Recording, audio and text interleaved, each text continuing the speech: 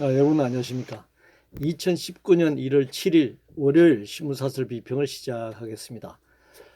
먼저 청와대 관련된 사설입니다. 조선일보는 청와대 국채 발행 압박, 민간 사찰, 당사자인 대통령 왜 침묵하나. 조선일보는 청와대 내각 개편, 국정 쇄신 아닌 총선용 돌려막기인가 라면서 비판하고 있습니다. 대통령이 모든 사안에 대해서 일일이 다 말할 수는 없겠죠. 그래서 대변인도 있고 다 관련된 수석이 있습니다. 그리고 정부 일반 정책 집행과 관련해서는 각 부처가 있고 각 부처의 장관과 역시 대변인 또 관계자들이 다 있습니다. 그러나 그걸 종합한 또 중대 사안에 대해서는 대통령이 직접 입장을 표명해야 합니다. 그런데 의외로 지금 문재인 정부가 대통령이 직접 이걸 해명하고 대국민 설명이라든가 이런 부분이 굉장히 취약한 것은 사실입니다. 그리고 이 청와대 내각 개편이 2020년 총선 또 물론 뭐 그 사이사이에 보궐선거도 있습니다만은 이런 총선용 돌려막기인가라고 이제 지적을 하고 있는데 사실은 그동안 이 중앙, 특히 청와대를 중심으로 한 주요한 직책에 있던 사람들을 교체하면서 그들이 그 이후의 선거에 이렇게 출마해왔던 것, 이것은 여야를 막론하고 어떤 정치 세력이든지 그런 식으로 이제 일반적으로 행해왔죠. 중앙에 청와대에 근무하거나 중앙에 장관으로 지직하게 되면 당연히 언론을 많이 타지 않겠습니까? 그래서 나는 업무에 충실한다. 선거에는 아직 생각해 본 적이 없다. 그럴 결의가 없다고 말하지만 사실은 언론에 많이 노출된다고 하는 것은 이미 사전 선거 운동을 하는 거나 마찬가지인 거죠. 그리고 그 직책을 관두게 되면은 그다음 선거에 대부분 이렇게 출마를 이제 하게 되는 그런 것이기 때문에 총선용 돌려막기인가 당연히 이런 언론에서 비판을 할 수가 있겠습니다. 그것은 우리나라 정치가 정당 정치가 제대로 자리 잡지 못하고 있다는 것을 보여주고 있는 것입니다. 정당 정치라고 하면 정당에 가입을 하고 그 정당에서부터 쭉 그 정치를 하면서 성장하는 유권자로부터 지지를 받고 그들이 정책을 개발하고 그것이 여야를 막론하고 입법 과정이든지 정책 집행 과정에서 그 영향을 미치고 하는 그런 정치 수련을 쌓아서 이렇게 국회의원이든지 지방선거든지 이렇게 출마를 해야 되는데 특정한 정치 세력에 줄을 서고 또 거기에서 중앙에 언론에 많이 노출되는 그런 과정을 거치면서 인기인들처럼 인기 연예인들처럼 인기를 얻어서 바로 정치 입문하게 되는 배찔다는 이런 그 구조 자체가 한국 정치의 취약점을 드러내고 있는 것이다 이렇게 얘기할 수 있습니다. 중앙일보는 광화문 대통령 무산 사과하고 소통 강화해야 한다. 한국경신문은 실무 검토 없이 이념으로 했다 고백한 청와대 집무실 이전 공약 이란 제목의 사설에서 최저임금 인상, 주 52시간 노동시간 단축, 소득주도 성장 문제까지도 광화문으로의 그 대통령 집무실 이전 문제를 이제 걸고 넘어지고 있네요. 문화일보는 광화문 대통령 공약, 빌공 공약입니다. 공약과 진정성 안 보이는 소통 의지라면서 역시 이 광화문으로 집무실 이전하는 부분이 무산된 데 대해서 비판을 하고 있습니다. 사실 집무실 이전 아마 그 추진위원회가 대통령의 경호 문제라든가 헬기장의 문제 여러 가지 이유를 내걸어서 실제 이전하기 어렵다. 그래서 대통령이 공약을 지키지 못한 점을 사과하고 꺼내야 한다 이렇게 이제 마무리를 했는데 사실 따져놓고 보면 청와대 집무실 광화문 청사로 이전 못할 이유도 없죠. 뭐 그러나 뭐 현실적으로는 이제 공약을 파기한 셈이 됐습니다. 그러면 이 이념으로 이 공약을 내걸었다라고 한국경제신문처럼 과연 문재인 그때 당시 대통령 후보 문재인 선본이 민주당이 이 대통령 집무실을 이 광화문으로 옮기겠다라고 하는 공약이 과연 이념 공약이었느냐, 그렇게 볼 수는 없습니다. 뭐 그것이 무슨 이념 공약, 뭐 좌파냐 우파냐, 뭐 진보냐 보수냐 이런 개념으로 그 공약으로 볼 수는 없는 것이고, 인기를 얻기 위한 공약, 당장 이 표를 얻기 위한 그런 공약 아니겠습니까? 국민과 가까운 곳에 대통령 집무실 두겠다. 그건 뭐 이념도 아니죠. 포퓰리즘 공약이었을 뿐이다. 그렇게 생각합니다. 그런데 이런 공약과 소득주도 성장과 같은 이것이야말로 뭐 제대로 됐다면 이것이 이념 공약인데, 뭐 문재인 정부 소득주도 성장 정책 공약은 실제 그 내건 설건과 현실은 정반대로 갔죠. 소득 격차가 더 벌어졌으니까요. 그래서 이런 이념 공약과 인기 공약은 구분돼야 한다, 이렇게 생각합니다. 문화일보는 청와대 행정관이 육참 총장 불러낸 사건 전면 재조사해야 한다. 당연히 이것이 국민들이 볼 때 굉장히 이상하다, 굉장히 미진한 부분이 있는 것으로 보이기 때문에 당연히 재조사해야 한다고 생각합니다. 특히 이 청와대 행정관이 뭐 면직 처리, 의원 면직 처리 됐습니다만, 특히 국방 관련된 주요 서류를 뭐 분실했다, 이런 문제가 이제 보도가 됐고, 뭐 그것으로 의원 면직된 것으로 드러나 있는데, 이거야말로 심각한 문제 아니겠습니까? 이런 문제를 포함해서 당연히 재조사돼야 한다, 이렇게 생각합니다.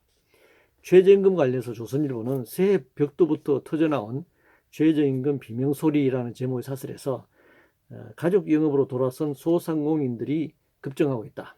영세업주와 직원 간 소송전도 속출하고 저임금 근로자 같은 경제 약자들 목과 서민 취약층과 저소득층의 비명, 뭐 이런 것이 높아지고 있다, 이렇게 비판하고 있습니다. 한국경신문은 약자 보호 정책이 알바 일자리마저 품귀로 내몰고 있다, 이렇게 비판을 하고 있습니다. 그러면 뭐 알바 최저임금 노동자, 알바 노동자 고용을 최저임금 올라서 포기한 소상공인이 그냥 비명을 지른다, 그렇게 얘기하면 알바를 고용하지 않고 처음부터 가족 경영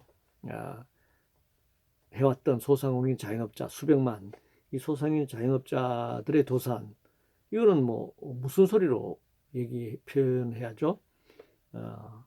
그러면 여기는 비명소리가 없나요? 그러니까 최저임금과 상관없이 문을 닫고 있는 수십만 소상공인 자영업자들, 이들은 뭐 비명소리조차도 없는 것 아닐까요? 그렇게 따지면. 그래서 비명소리조차도 낼 수 없는 많은 사람들의 문제가 왜 그렇게 됐는가?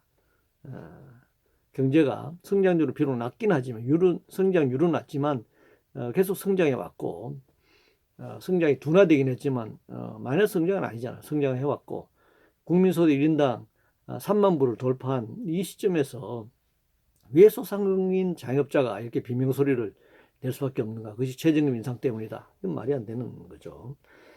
결국 소상공인 자영업자와 알바 노동자 사이에 갈등을 부각시키고 있는데, 이것이야말로 우리 사회의 이 빈부격차, 소득격차의 본질의 문제를 가리는 그런 이제 전략이죠. 이 자본의 전략입니다. 이 대기업과 부자들의 축적되고 있는 뭐 고소득, 또 불로소득, 자산 축적, 이런 것들이 경제 선순환 구조로 가려면 낙수 효과로 밑으로 내려와야죠. 글로벌 기업, 재벌 대기업, 중기업, 소상공인, 자영업자, 알바 노동자, 이렇게 낙수 효과를 이렇게 내려와야 되는데, 이것이 내려오지 않고 있는 것도 문제지만 이게 역류하고 있단 말이죠. 그 알바 노동자 임금을 깎아서 소상공인 자영업자를 살리고, 또 소상공인 자영업자에서 중기업에서 재벌 대기업, 글로벌 기업, 이렇게 이 수많은 물이 아래로 흘러야 되는 역류하고 있는 이런 상황을 그대로 두고 있는 것, 이걸 제도적으로 재정립하지 못하고 또 있는 제도, 법과 제도를 가지고 집행하지 못하고 있는 이것이 더 문제다 이렇게 생각합니다. 자, 우리 사회의 이 정치 부패 정치 이거 뭐 이런 말할 것도 없는데 중앙일보는 캐나다에서 벌인 예천군 의회의 민망한 추태 뭐 보도가 많이 되었습니다. 뭐 폭행에다가 여러 가지 불미스러운 일이 많이 벌어졌는데 이게 지금 뭐 사과로 끝낼 일이 아니라 전원 의원직을 사퇴해야 합니다. 뭐 본인이 이제 물론 당연히 사퇴해야 되겠지만 사퇴하지 않는다면 이걸 탄핵해야 합니다. 예천군 군민들이 들고 일어나서 이 전부 탄핵시켜야 한다고 생각하고 이게 전부 공식 연수가 아니고 수천만 원 들인 공식 연수가 아니고 외유였다는 것이 명백하게 드러난 이상 이것은 예산을 횡령한 것이죠. 그리고 부당 사용했기 때문에 이 비용 전원을 반납할 수 있도록 구상권을 행사해야 된다고 생각합니다. 한일 관계와 관련해서 중앙일보는 누구를 무엇을 위한 한일 갈등인가 라는 제목의 사설에서 감정 대응 관두고 실질적 해법 찾아야 한다라고 주장하고 있네요. 두 나라 정권 모두 인기만을 위한 민족 감정 이용 거물이다 이렇게 지적하고 있습니다. 뭐 그런데 이제 당연히 원론적인 얘기는 했습니다. 그러나 지금 해상에서 벌어졌던 충돌 문제 사실관계 입각에서 당연히 따져봐야 된다고 생각하고요. 뭐 이거 따지더라도 뭐 서로 주장이 엇갈리기 때문에 해결되기는 어려울 겁니다. 그러면 한일 두 나라 정권이 다 인기만을 위해서 다 민족 감정을 이용하고 있느냐 이렇게만 양비론으로 가서는 안 된다고 생각하죠. 뭐 비판할 건 비판해야 되지만 균형 있는 시각이 필요하다 생각합니다. 특히 아베 정권이 2차 세계대전의 지혜와 침략에 대한 반성 없이 다시 일본 평안법 구조를 개혁해 가지고 군국주의와의 길로 가고자 하는 그렇게 진행하고 있는 이 문제가 근본적인 원인이죠. 거기서 출발해서 아베 정권을 비판하고 만약에 문재인 정부가 한일 관계에 있어서 너무 과거에만 집착해서 현재와 미래의 문제에 대해서 도외시하고 있다. 이런 부분이 만약 비판받을 점이 있다면 당연히 비판해야 되겠죠. 그러나 근본적인 원인 제공자의 그가 누구인가가 가장 중요한 초점으로 이것을 바라봐야 한다 생각합니다.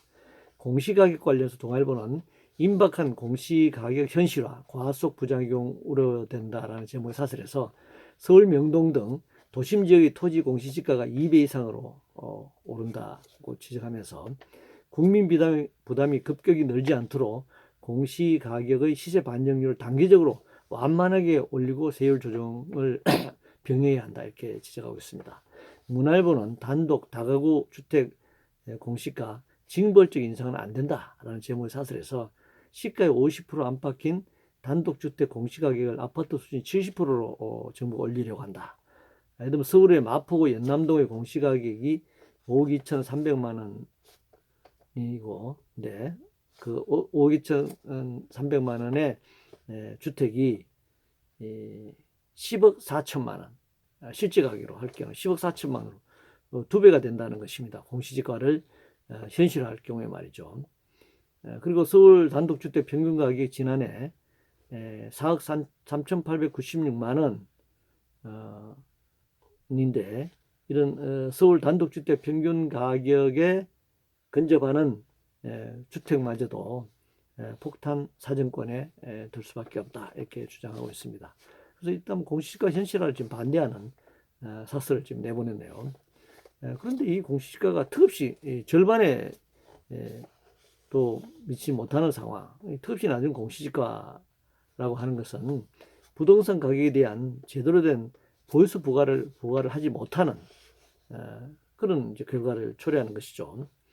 그리고 이 서울의 수도권의 이 엄청난 10억대, 20억대의 수십억대의 이 아파트 가격이라고 하는 것이 실제 그런 가격 형성될 만한 가치가 있느냐 하는 문제도 있고 또 이 아파트 가격이 폭등함으로써 얻는 이 불로소득에 대해서 과세하지 않거나 제대로 된 과세를 하지 못하거나 제재를 가지 못할 경우에 사회적 불평등이 더더욱 확대될 수밖에 없지 않겠습니까? 그래서 생산 부분의 자본이 투입되는 것이 아니라 이런 비생산적 부분에 자본이 집중되고 또 그것이 더 높은 투기적 상승 효과를 가져오는 그래서 우리 사회가 정말 비생산적인 그런 사회로 바뀔 뿐만 아니라 분배 구조가 더 악화되는 빈익빈 부익부가 더 강화되는 그런 결과를 가져올 수 있는 것이기 때문에 공시지가는 현실화해야 한다. 그래서 보유세를 강화함으로써 주택가격을 현실화 그것은 바로 이 거품으로 형성된 부동산 가격을 낮춰야 한다 이렇게 생각합니다. 파업 관련해서 동아일보는 국민은행 노조의 배부른 파업이라는 제목을 사설해서 성과급 300% 지급과 임금 피크제 진입 1년 연장 문제를 지적하고 있는데 사실은 이 파업을 비판하기 위해서 여러 가지 그 임금 단체 협약이라고 하는 것은 보통 조항이 큰 노조의 경우는 100개가 넘는 조항들이 있습니다. 그런 여러 가지 조항들과 관련해서 노사 간의 이해 관계가 이제 달라서 충돌하고 또 그것이 합의 이루지 못해서 파업으로 이제 이르는 것이거든요. 근데 요거 두 개만 딱 뽑아내 가지고 배부른 파업이다 이렇게 얘기하는 것도 잘못이고 그리고 배부르다는 것이 어떤 의미를 갖는가? 그러면 임금이 얼마여야 배가 부른 것이고 그럼 파업도 임금 금액에 따라서 파업할 수 있는 선을 그런 법으로 정해야 되는 것이죠. 이 논리대로 하면 얼마 이하는 얼마 이상 연봉이 얼마 있을 경우는 파업할 수 없다. 이렇게 정해져야 되는 것인가요? 그런 것은 있을 수가 없습니다. 그렇게 따지면 미국같이 프로야구, 프로농구 100억대, 200억대 받는 그 연봉을 받는 선수들이 파업을 한다. 이런 것은 정말 이건 폭력적이고 불법적인 파업이라고 몰아가겠네요. 그런 게 있을 수 없는 것이죠. 그런데 지금 은행권 노동자들의 핵심적인 문제는 이 명예퇴직의 이름으로 구조조정, 은행의 구조조정 이러면 이게 다 명예퇴직이라는 이름으로 대규모 정리해고가 진행돼 왔고 이 부분들이 예상되고 있는 것이거든요. 그래서 이 임금의 문제보다도 더 고용의 문제가 더 심각한 상황이고 또 이 노동시간이 생각보다 은행이 4시 반에 문을 닫지만 셔틀 내린 이후에 그 퇴근 시간이 정말 그 낮 근무 시간 못지않는 그런 장시간 노동에 시달리고 있는 이런 문제들이 지금 도외시되고 있단 말이죠. 그런데 이 동아일보는 임금 인상만 부각시켜가지고 배부른 파업이라고 얘기하면서 노동자들의 파업권을 무력화시키는 그런 왜곡된 그런 사설을 지금 내보냈습니다. 신기술과 관련해서 매일경신문은 CSA 5G 각축 전 한국이 퍼스트 무브 자리 굳혀야 한다라는 제목의 사설에서 세계 최대 가전 IT 전시회 CES 가전 IT 전시회를 지금 소개하고 있습니다. 그래서 이제 이 한국이 이 퍼스트 무브로서 이제 신기술을 계속 또 확대 발전시켜 나가기 위해서는 정부가 선제적으로 규제를 걷어내고 기업은 과감히 투자해야 한다 이렇게 주장하고 있습니다. 동아일보는 글로벌 경기 침체 속 애플 쇼크가 한국 경제에 던지는 경고라는 제목의 사설에서 대중 수출은 1,503억 달러였으면 전체 수출의 27%이고 11.9%인 대미 수출의 2배가 넘어섰다. 한중 간 경제관계 악화 시에 차이나 리스크가 작용할 수밖에 없다. 이렇게 우려하고 있습니다.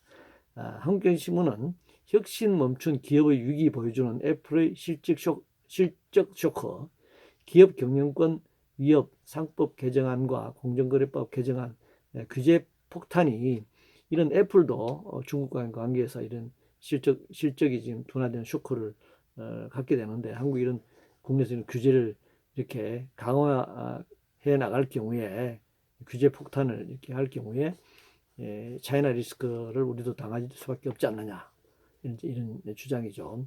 매일경제신문은 전미 경제학회의 차이나 리스크 경고 새겨 들어야 할 한국이라는 제목의 사설에서 한국 정부는 이런 차이나 리스크에 대비해서 경제정책 유연성을 강화해야 한다. 이게 뭐 유연성이라는 것이 결국은 규제 완화, 뭐 각종 탄력 근로제 확대, 뭐 최저임금 삭감, 노동시간 연장, 뭐 그런 것들이죠. 노동법 개혁 이런 것들을 말하는 것입니다.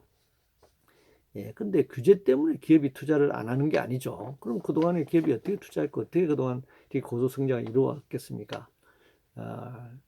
기업이 자본이 투자를 한다. 기업이 투자를 한다는 것은 생산하기 위해서이고 생산한다는 것은 판매를 하기 위한 것입니다. 그럼 판매를 했을 때 매출액이 있어야죠. 매출액이 높아야 하고 그러면 영업이익이 높을 테고 그럼 순이익이 높을 것입니다. 그러면 뭐 임금을 제하고 나면 결국 고배당, 사실은 뭐 임금을 제하고 배당을 하는 것이 아니죠. 최고 경영자의 고액의 연봉과 주주의 배당을 제외한 그리고 재투자 비용을 빼고 나서 이제 노동자들의 임금을 지급하는 것이죠. 하청업체 납품 단가도 우리치게 하고 말이죠. 그래서 이런 투자, 생산, 판매, 매출액, 영업이익, 순이익, 고배당, 뭐 저번에 이윤이죠. 이런 순환 구조의 가능성을 보고 투자를 판단하는 것이지 규제 여부를 가지고 꼭 판단하는 것은 아니다라고 하는 것입니다. 그래서 또 수출과 관련해서 미국이 세계 우리나라가 미국으로 이제 최고의 이제 수출 국가가 미국이었는데 이제 중국으로 넘어갔고 이제는 다시 수출 다변화 정책에 의해서 뭐 어쩔 수 없는 상황 때문에 동남아, 아세안을 포함한 동남아 지역이 이제 수출 1위 지역이 되었습니다.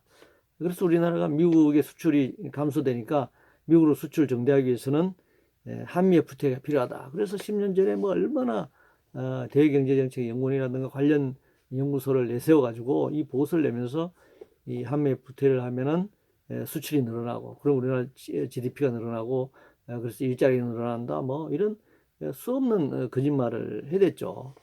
그래서 밀어붙였습니다. 그런데 결과는 수출이 더 줄어들고 있습니다.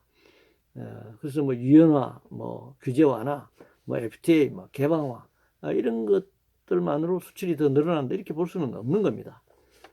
그래서 결국은 현재의 경제 위기 상황, 자본주의 체제의 본질적 위기, 현재의 이 전지구적 경제 불황, 뭐 이런 종합적인 판단 하에서 투자 여부가 결정되는 것이죠. 그리고 우리나라가 GDP의 70% 가까이가 수출에 의존하고 있는데 이런 대외경제의 불안정성을 감안했을 때 수출 위주의 경제정책, 수출을 위한 무슨 경제정책 이게 모두 올인해서는 안 된다는 것이 분명히 드러나고 있습니다. 뭐 언론들도 가끔씩 내수시장을 활성화 필요하다라고 주장하고 있는데 그 부분은 국내 소득 분배 구조, 저소득층의 소득을 정대시키는 최저임금을 인상시키고 이 낙수 효과가 제대로 나타날 수 있도록 해서 부의 사회적 분배가 제대로 이루어질 수 있도록 제반 조치를 강구할 때만이 내수시장이 살아날 수 있는 것이다. 이렇게 지적할 수 있습니다. 도시 문제와 관련된 사설인데 매일경제신문은 세계에서 가장 역동적인 도시 20위에도 못 든 서울이라는 제목의 사설에서 글로벌 부동산 컨설팅 업체 JLL이 매년 발표하는 도시 역동성 지수 CMI라고 하는 지수가 있다고 합니다. 그 도시 역동성 지수에 서울이 세계 20위에도 들지 못한다 이렇게 지적하고 있는데 하필이면 도시 순위를 이 글로벌 부동산 컨설팅 업체의 지수를 가지고 이렇게 설명하고 있는지 참 모르겠습니다. 그러면서 2중, 3중 규제 비즈니스 환경이 나빠지고 기업에 대한 정부 간섭이 심해져서 그렇다 이렇게 얘기하고 있습니다. 뭐 도시를 무슨 뭐 자본주의 생산 공장이나 기계 엔진으로 만들겠다는 건지 참 의문스럽습니다. 그럼 비즈니스 환경만 좋아지고 이 자연환경, 교육환경, 주거 문화환경, 복지환경이 다 파괴되는 거 그런 거 생각하지 않는가 봅니다. 비즈니스 환경이라고 하는 것은 기업 환경인데 기업 환경은 이윤을 많이 얻을 수 있는 환경이잖아요. 그러면 이거 정말 자본의 이 논리로 이 도시를 바라보는 쾌적한 도시, 정말 이 전국적으로 균형 있는 도시, 뭐 이런 개념은 전혀 지금 없는 것 같습니다. 오직 돈벌이에 눈이 먼, 돈을 많이 벌기 위한 도시. 그래서 재건축을 하고 재개발을 하고 없는 사람들 외곽으로 쫓아내고 그런 자본의 순환 구조. 그리고 자본이 빨대를 꽈서 이윤을 빨아들일 수 있는 착취와 수탈의 구조. 그런 도시를 만들겠다고 하는데 이거야말로 유령 도시 아닌가요? 이상으로 2019년 1월 7일 월요일 신문사설 비평을 모두 마치겠습니다.